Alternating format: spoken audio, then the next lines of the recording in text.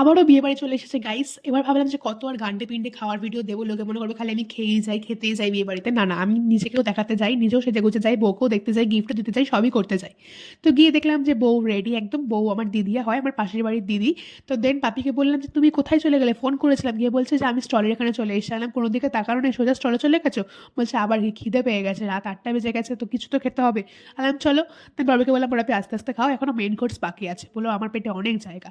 তো আমি ভাবলাম আমাকে একটু দেখিয়ে নিই, আমাকে কেমন লাগছে অবশ্যই বলো গাইস। আর আমার বোন যে আমাকে ঠেলে ঠেলে এডিট করতে পাঠায়, তুই এডিট কর, ভিডিও ছাড়, মানে আমার থেকে বেশি ইন্টারেস্ট ওরই থাকে।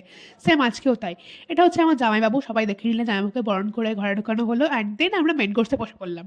মাকে বলছে মা তাড়াতাড়ি করো, ইন্ডিয়ার ম্যাচ চলছে। আর গাইস, ইন্ডিয়া ভার্সেস পাকিস্তানের ম্যাচ কেউ মিস করে বলো তো? আমি তো ম্যাচ দেখতে দেখতেই খেয়েছি। তাই আমি বললাম আমি আর দাঁড়াবোই না এখানে, খেয়ে দিয়ে যে করে হোক চলো বাড়ি গিয়ে টিভিতে ম্যাচ দেখতেই হবে।